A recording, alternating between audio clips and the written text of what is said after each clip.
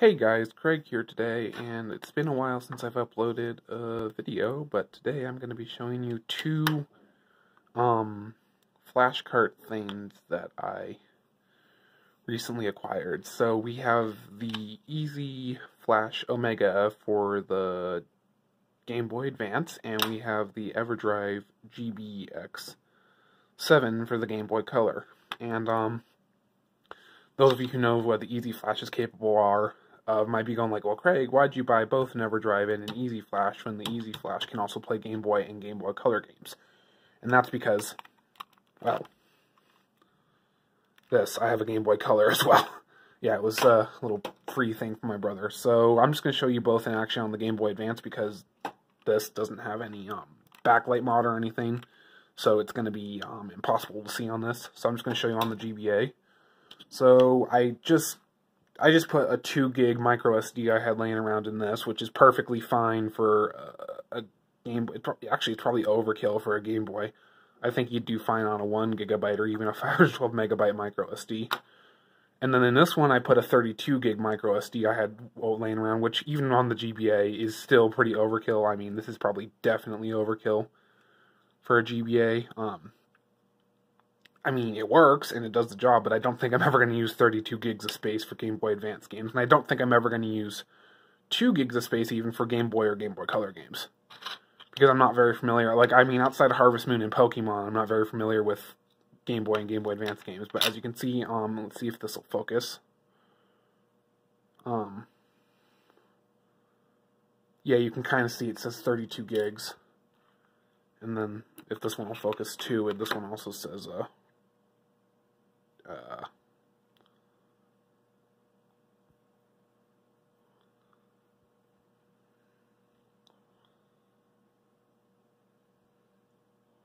2 gigabyte, yeah.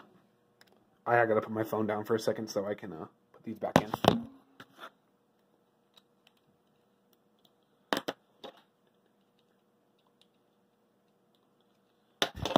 Yes, I know I need to get a tripod. I'm working on it. So anyways, let's go ahead and put the Easy Flash into the Game Boy Advance, and let's get going.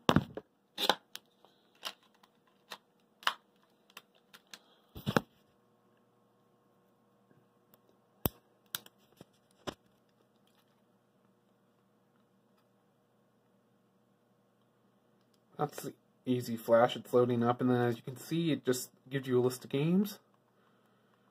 These are all the games I have. Pokemon actually works on this card right out of the box. You don't need to do any patches or anything. It's also got a built-in RTC, so Pokemon's going to work right straight out of the box. I know some cards, like the Super card, you have to do like patching it to get it to save and stuff, but this just works straight out of the box, no problems. And honestly, I would say if you're cheap, just go for this. There's no real advantage the Everdrive has over this, because this has all the features the Everdrive GBA has at half the price. So, at least as far as I'm aware, it does. So I would say just get this over the Everdrive. For the Game Boy Color, though, you kind of have no choice. For the Game Boy Color and original Game Boy, you kind of gotta go Everdrive. I don't think there's any other card makers on the market for the Color or the original Game Boy. Oh, well, it looks like my Game Boy Advance died. So, let's just go ahead and come over here and plug it in and then show you the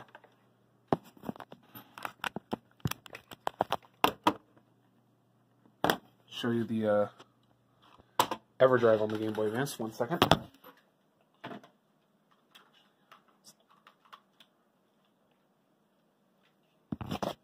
Now, I actually haven't tested the Everdrive on the Game Boy Advance, so I have no clue what's going to happen.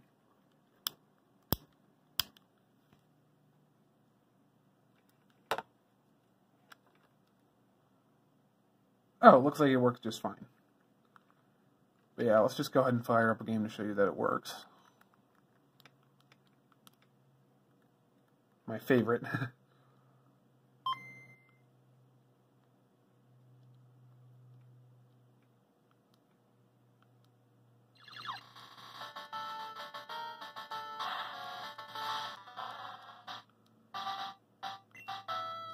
Wait, oh. What? Ah, no. Did I just lose all my progress because I removed the... Or is it because of the fact that I put it in the Game Boy Color? Game Boy Advance. I don't know, but it works. You can tell. I guess. Yeah, it works. This one cost me $50, and this thing cost me $150. The Everdrive GBA also retails for $150, so honestly, I would say just get this thing. I mean, you're still spending a lot. I mean, there's no real other solution, though, besides this or the Everdrive, but it'd be better to pay half the price or whatever. Actually, a third of the price. No, I don't even know. I can't math. But it'd be better to pay $50 than it would be to pay $150 for this, because this works just fine. I don't really think there's any advantage the Everdrive GBA offers over this. I have yet to run into anything. So, I mean, you know, I don't think there's any advantage. I mean, I could be wrong. Who knows? I don't know. But there's no real advantage, I don't think, of the Everdrive on the Game Boy Advance over the Easy Flash. But like I said, for Game Boy or Game Boy Color, you have no choice. You pretty much have to go Everdrive on the Game Boy or Game Boy Color if you want all your games on one cart, because there's no competition. It's not like the DS. Like the DS has the R4, which has so many clones at this point, and they're available cheaply. But like the Game Boy and the Game Boy Color, Everdrive is like the only game in town, so they get to charge as much as they want. And like with the Game Boy Advance even, there are other cards, but they're all crap, so your best bet is the Easy Flash or the Everdrive. I mean, basically, I would say get the Everdrive if you just want to if you like spending money, get the Everdrive. Otherwise, you're best off getting the Easy Flash, because it's really the best price for what you're getting. Alright, you know, that's about it. I just wanted to show you those two things. I mean, it's nothing fancy. I'm not going to really do... This isn't like a tutorial or anything. Last time I did a tutorial, unless my video got taken down. But that may have just been because of R4, and I don't know if Nintendo cares as much about this shit. But, yeah, there's no tutorial this time. Anyways, I'm just showing you that. You know the deal. Blah, blah, blah, blah, blah. Alright, bye-bye, guys.